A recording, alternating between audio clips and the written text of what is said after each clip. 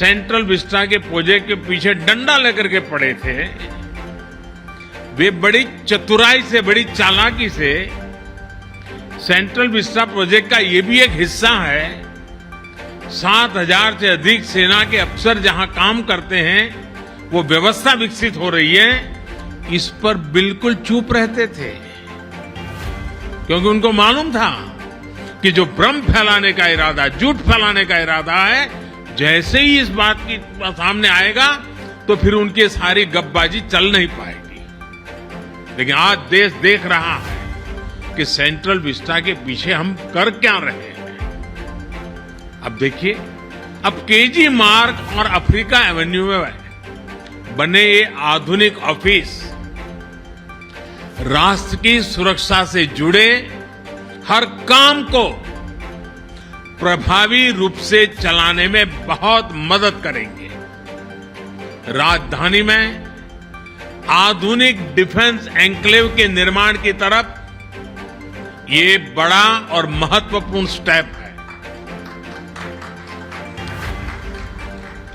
दोनों परिसरों में हमारे जवानों और कर्मचारियों के लिए हर जरूरी सुविधा दी गई है। और मैं आज देशवासियों के सामने मेरे मन में जो मंथन चल रहा था, उसका भी जिक्र करना चाहता हूं।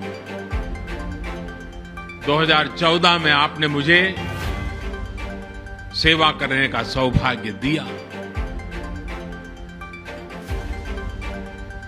और तब भी मुझे लगता था कि ये सरकारी दफ्तरों के हाल ठीक नहीं है, संसद भवन के हाल ठीक नहीं है।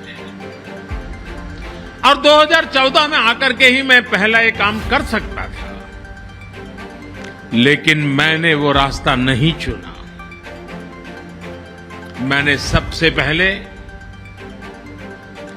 भारत की आन बान शान, भारत के लिए जीने वाले, भारत के लिए जूझने वाले हमारे देश के वीर जवान जो मातृभूमि के लिए शहीद हो गए, उनका स्मारक बनाना सबसे पहले तय किया। और आज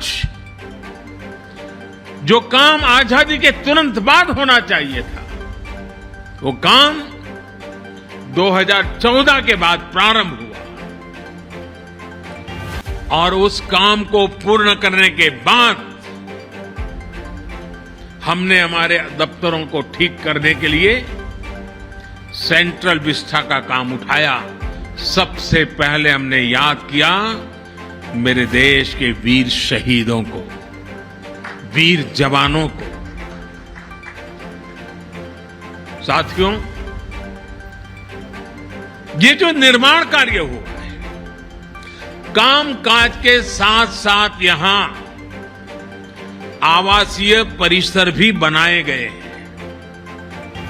जो जवान 24/7 महत्वपूर्ण सुरक्षा कार्यों में लगे रहते हैं, उनके लिए जरूरी आवास, किचन, मेस, इलाज से जुड़ी आधुनिक सुविधाएं, इन सब का भी निर्माण किया गया है।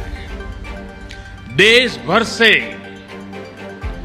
जो हजारों रिटायर्ड सैनिक अपने पुराने सरकारी कामकाज के लिए यहां आते हैं, उनको भी अब उनके उम्र के एक स्थिति पर वो पहुंचे हैं, उनका भी विशेष ख्याल रखना, उनको ज्यादा परेशानी ना हो, इसके लिए भी उचित कनेक्टिविटी का यहां ध्यान रखा गया है।